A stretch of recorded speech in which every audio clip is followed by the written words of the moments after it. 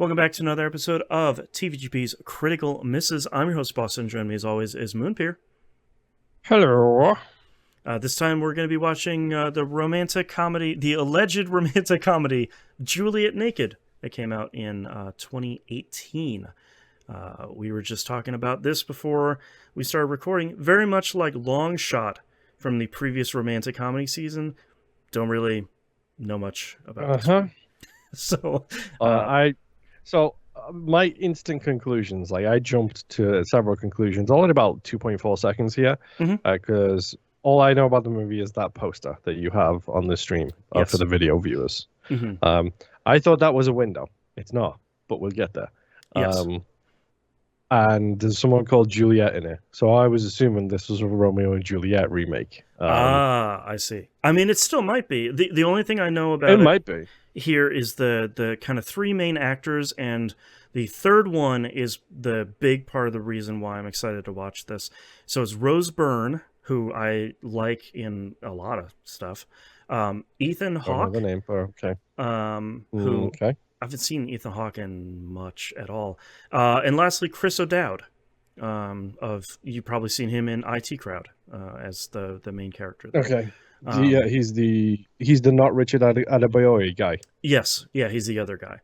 Who I haven't seen him in enough stuff because I think he's hilarious. I think his comedic timing is pretty perfect.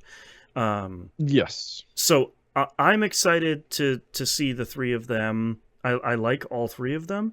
I know this was based on a book which I have not read, but part of the reason why I wanted to put this in here is there are movies in all of these romantic comedy seasons that neither of us know about, and neither of us have watched and know almost nothing about.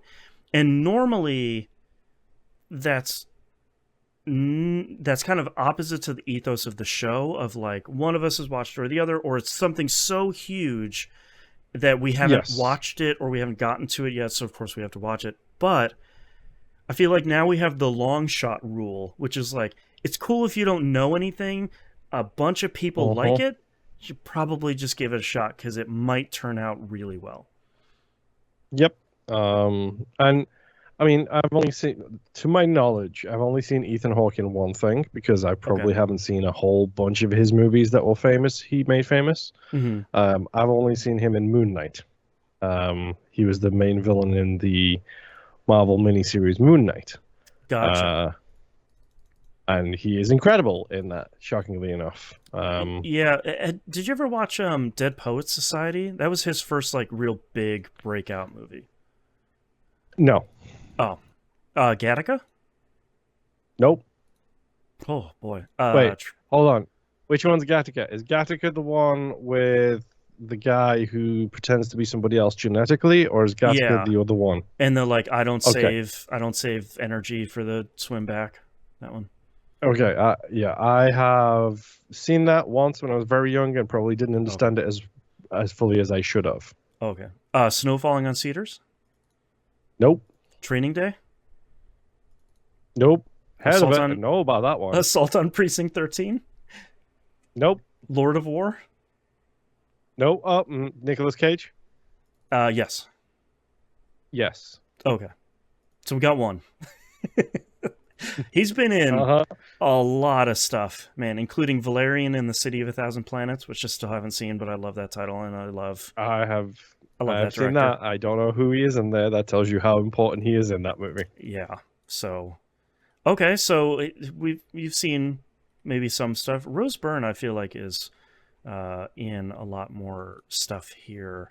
What would 28 Weeks Later? Have you seen that? Nope. I've seen days, not seen weeks. Oh, Bridesmaids. She's Helen Harris III, the like rich kind of. Seen it, wouldn't remember it at all. Okay. Is the one who doesn't eat the stuff at the like churrasco restaurant. Oh. Okay. This has been a long time since I've seen that movie. This is one of the parts I love about this this show is just like, have you seen any of these? This is usually reserved for production meetings. Yeah, goes for both of us. Is like, have you seen this hugely famous actor in any of these, top 10 grossing movies? Nope. It's like, okie dokie. Oh, man. All right. Hey.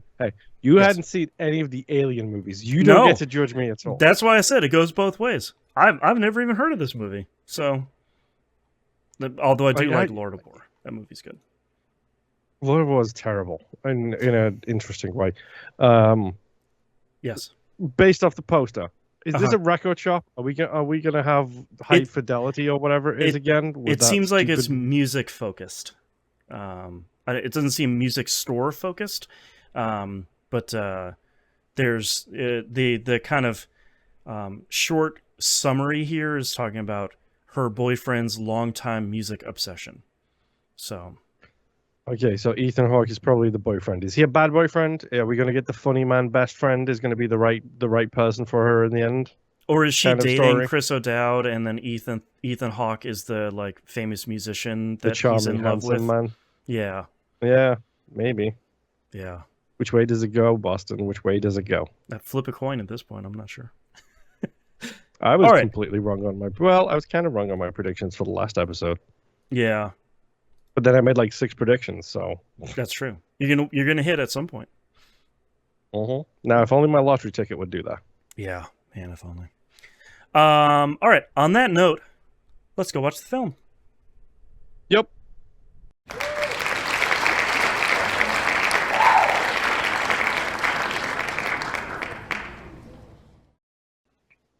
All right, we're back. Welcome back.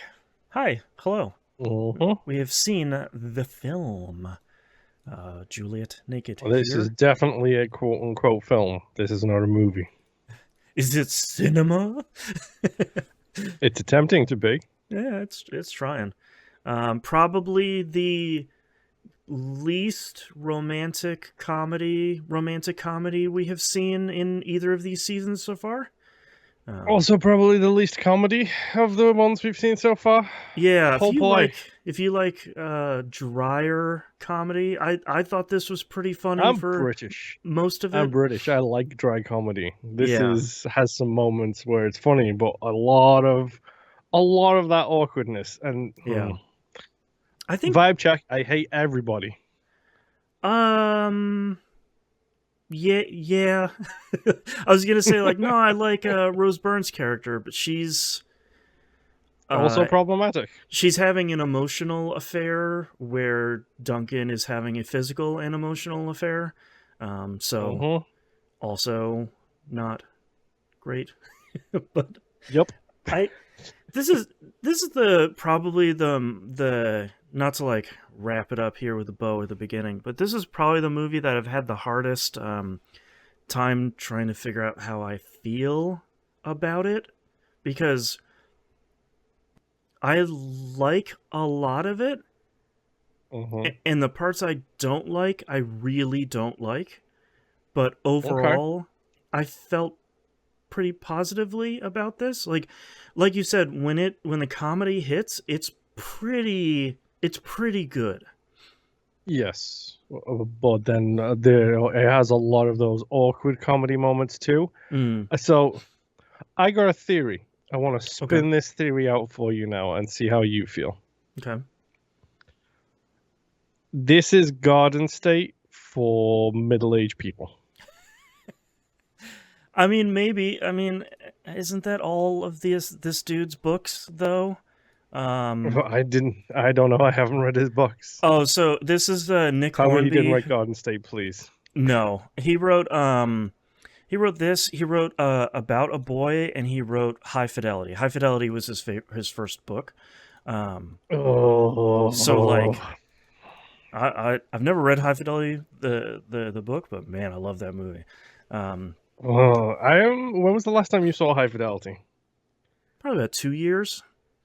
It hasn't aged the most gracefully in parts, but I feel like this has that sort of same energy of kind of regular people trying to figure it out.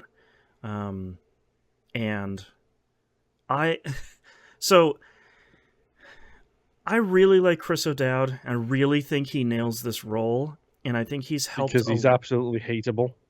Yeah, he's hateable, and like I just love his comedic timing overall. Mm-hmm. I think he's super funny, and I wish he was in more stuff. But I think he's helped a ton by like the first time you see his webpage, it looks like it's something out of 1997, like a GeoCities 100% a page. GeoCities site. Yes. Yeah, like that stuff is really good, and his like shrine slash worship room is so well done that Mm-hmm. I think that set design and the set dressing helps so much for him, because like that wall of bootleg cassettes is so perfect for the kind of bonkers that this dude is. Oh, 100%. And And the like fact that it's in the basement too, and like later on right, you learn that she's only been down there like twice in 2 years. It's like, right, and to make matters even better, I don't dislike this genre of music, but none of the songs are incredibly great. Like to no. the point where you'd be like, yeah, of course they're they were popular at one. Like you could see why this album is popular, which is funny because like a bunch of the songs were written and performed by Ryan Adams, which is like a whole separate topic. But I like that it's like this. Everybody has that album or that artist that kind of sucks that you like, Mm-hmm. and Oh, we'll yeah, well, we're talking about it. So really quick, I remembered where I remembered Rose from. mhm. It's X-Men First Class. She's That's right. Maureen Taggart in Yeah, those. yeah, yeah. Oh, she's Um, good in that. I forgot about that. Yeah. 100%. But the thing that I know that I like about his character, like the whole thing where, like, you're right, the music isn't great. Hmm. Like, it's just not. It is completely average at best, one might say. Yeah, it's like an But average song you'd hear on the radio where you're like, that was okay. yeah, but the speech he gives at the dinner, Oh, the speech that 10 out of Duncan 10. gives at the dinner is 10 out of 10, chef's kiss. Hmm. Especially the moment where he says, by the way, art isn't for the artist, it's Right. for the listener. Like, it's like, yes, you are 100% correct. Like, Yeah, as because soon as you make art and loose it into the world, like that is it. It's not yours anymore. It's everyone else's. he says art isn't for the artist no more than water is for the bloody plumber. And like everybody looks at him Yes. like that's a bit of a stretch, and it's like, yeah, but it's still pretty good, man. Uh-huh. Like I really like that scene because I like the tension um between Tucker and Duncan of Duncan just like he finally gets to meet his hero, His and idol. he And needs it's to know everything, uh-huh. like every minute question he's ever had. Like he finally has the chance, and Tucker just doesn't care in a way that Duncan can't understand. Like he doesn't know. Like he Yeah. doesn't even. There's the when he goes back to um, Annie's house and sees the tapes and everything, and he's like, "Oh, he has this tape from this. Did I even play there?" Did I perform in Munich? I don't know. Right. He's like it's just a past chapter in his life, and I really love. Which is very hazy thanks to drugs and alcohol, which he admits Right. himself. Like there's a And so that diner scene. I mhm, just want to mention that really quick because I think Ethan Hawke's performance in this is amazing too in that scene yeah, because he's playing everything off like he doesn't care, which he doesn't care, and also you're right. because he's got the whole thing is drowned in drugs and alcohol from Hmm. when he was that famous. But then also the second Duncan starts talking about the Juliet album, Hmm. he flips a switch and he goes instantly more aggressive, instantly more not wanting to talk about it, doesn't Yeah. want to go into the lyrics. And it was him reacting like that, his performance of that moment. I was like, oh, so Grace is associated with Juliet. because he's Right. only had that reaction when anybody brings up Grace, and then he has the same reaction when Duncan brings up Juliet. Right. They're And it's intrinsically like, tied somehow. there's a link here. I don't know what it is, but there is a link here. I didn't even Right. find out like 20 minutes later. Right. Yeah, I like that when the movie hits those high points, it's really good. I think some of the stuff that's a low point for me is, and I kind of see what they were going for, is the whole stuff with Tucker and his many exes and many kids. That kind of That he's hospital scene really drove me crazy. I really like it went on for minutes too long. Like it started off sort of fine and maybe approaching funny of like, look, here's another person. Oh, here's another. Yeah, they have kids too, Uh-huh. and like the And he idea can't was remember okay. Doug's name, but he does remember the other guy's name. Right, What's your stepdad's name? And then when the other guy comes in, he's like, "Oh, hi, Bob," or whatever it is. It's like, right, okay, different levels of knowledge here. I see. right, and like, and I get the scene, but it was all kind of edited strangely and a little bit too back and forth. And then like the whole point is like he's pushing everybody away, and he's even pushing away, quote unquote, his kid, the Jackson, I think his name is, that he's been kind of palling around with. But that's probably the low point of the movie for me. That whole thing is just really rough overall. Yeah. And go ahead. Oh, I was gonna say by that point I was kind of sick of hearing, oh, there's another X, there's another kid that doesn't know the other kid, and I'm like, cool, yeah, okay, great. Like I this is the third or fourth time I get it. Yep, yes. Yeah. I did like the way they introduced Tucker into the plot. Mm-hmm. How like she gets the email and it starts reading in his voice. I really like that presentation of the emails in his voiceover, her responses in her voiceover, and while it flips backwards and forwards between the two of them. Mm-hmm. And I kind of like getting introduced to the Juliet Naked album, where she just pops it in her computer and listens to it and is kind of entranced by it originally. It's sort of like against her better judgment, she's really enjoying it. And then comes crashing back to earth once Duncan like berates her and is terrible to her. And I like that. I like the moment that Duncan puts it all together when he realizes that Annie wrote the review on the Tucker forum, just slamming it. Like, and he's but the just fact like, that she says maybe she. He's like, oh, we don't really get a lot of lady visitors to the site. That was I really liked that. That was really a good like self-knowing moment. Oh, his like it makes him so hateable, and it's also why the performance is so good, because I genuinely hate his character a lot in this movie. Yeah. But when she's listening to it, like burns the chicken, and or burns whatever it was, and he's like, "What are you listening to?" Oh wait, no, that's Tucker. I know you're listening to something. Do like, well, I can't place it. Why can't I place it? And then she gives it to him. It's like, you listen to this without me? I have to get out of here. The betrayal in here is stinking. It's just like, dude. Well, and also he tells her to shut up because she's like trying to explain what the thing is. He's like, just shut up. Is this in London? And it's just like, bro, like, she has the Holy Grail here. Shut up for a second. But he does play that really great hateable character that's like just charming enough, and he's good at his job in a way that Annie is good at her job too, but Annie is being undermined by the most small town English mayor potentially possible, who wants to show off his poster that got signed by everybody except for Mick Jagger because he just walked past him. Yep.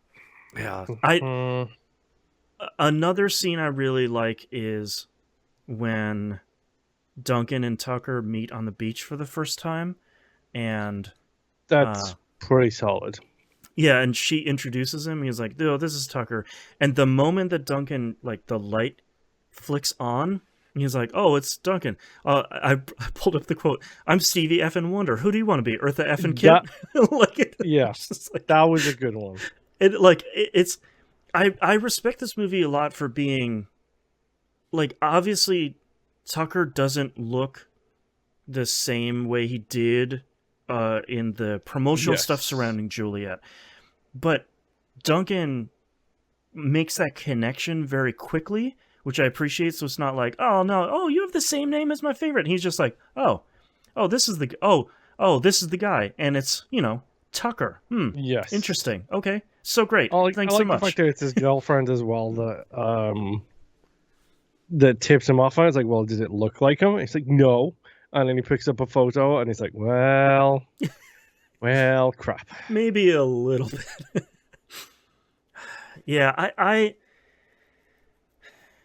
I there's like a whole bunch of other stuff in this movie. Like, there's the B plot of her sister who's like trawling the neighborhood for lesbian hookups, which is fine. The very clearly gay sister who is trying to find someone they can actually be with in small town England, which is nigh on impossible. Right. And because the first 4 dates she has, it's like she's dating this one girl and she's older than she looks, quote unquote. Who then says, "Well, my ex-boyfriend," she corrects her, and then the next one is a married woman. Isn't being married with two kids just screams closet lesbian these days. It's like, okay, all right, you got some teeth. Appreciate it.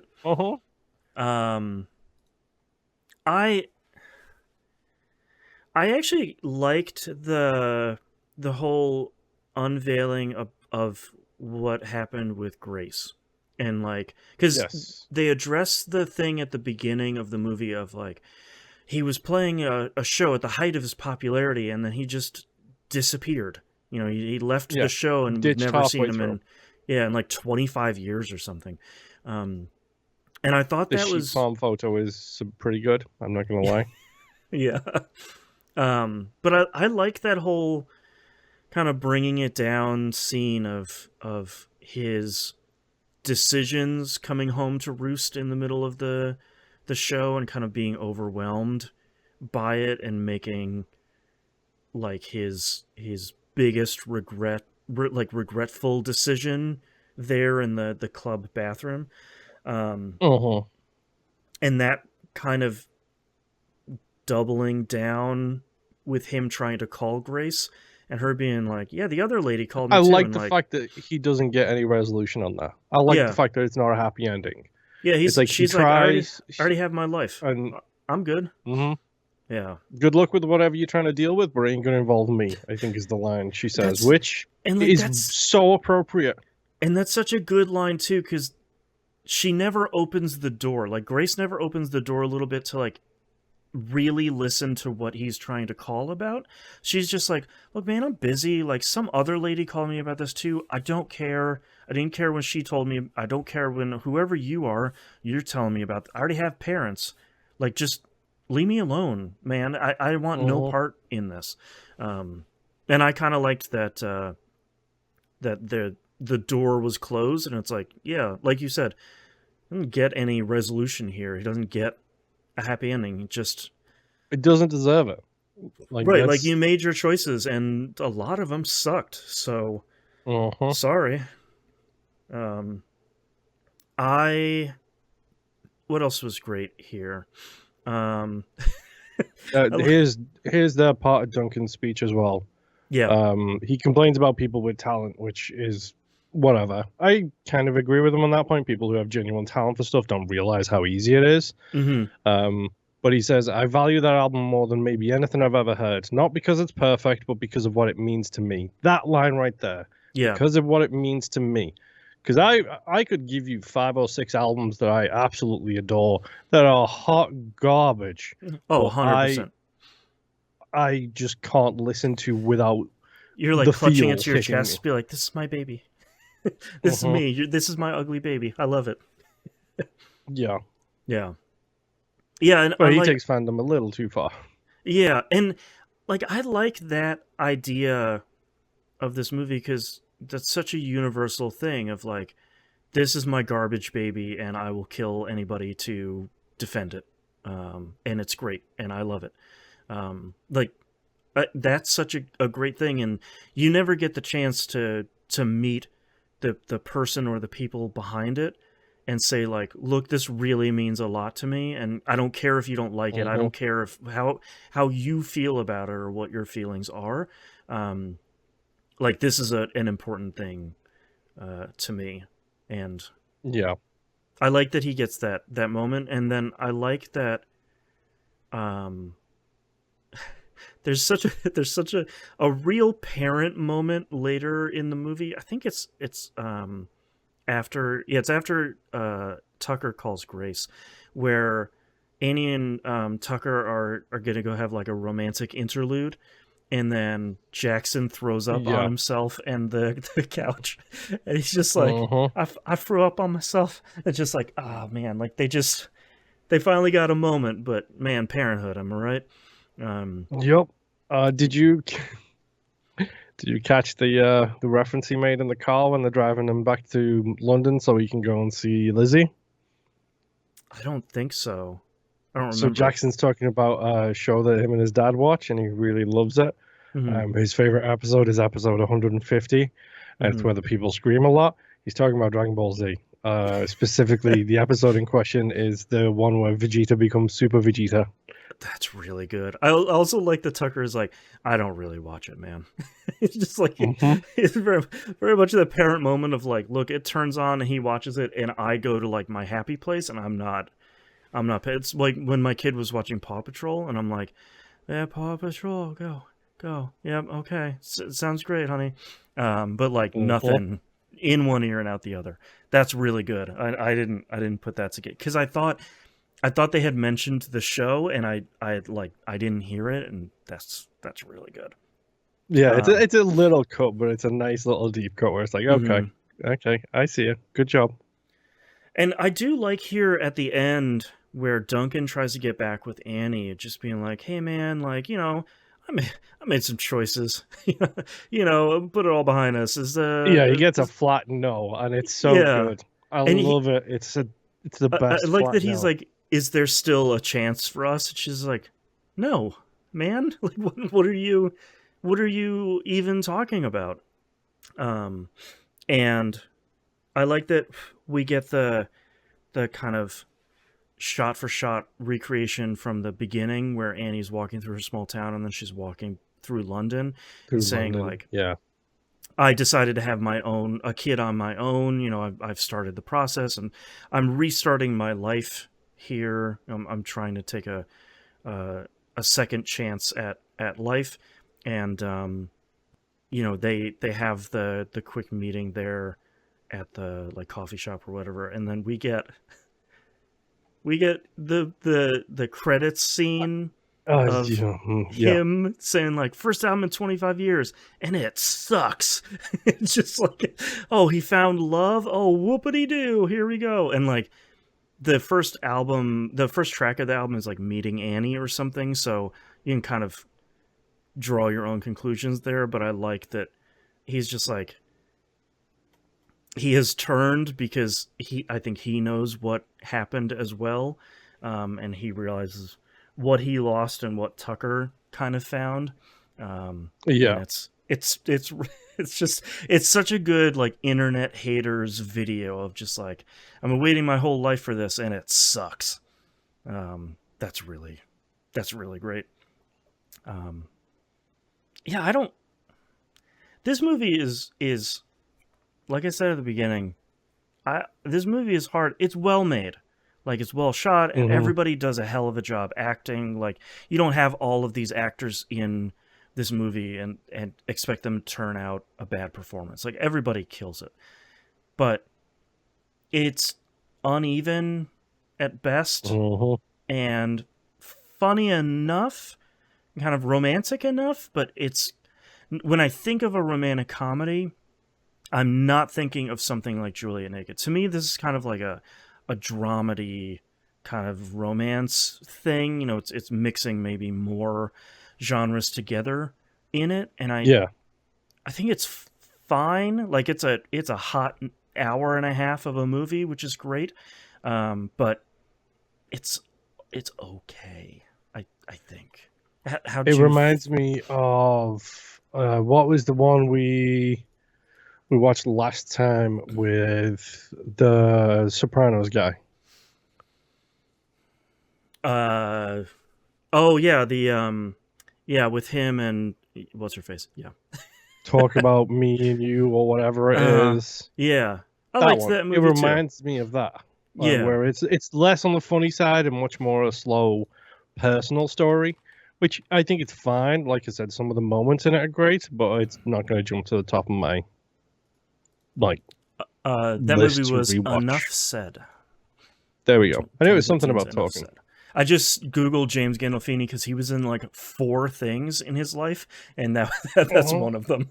One of them was The Sopranos. The other yeah, one was Sopranos, the Mexican, which is a really great movie that most people haven't seen, and then that.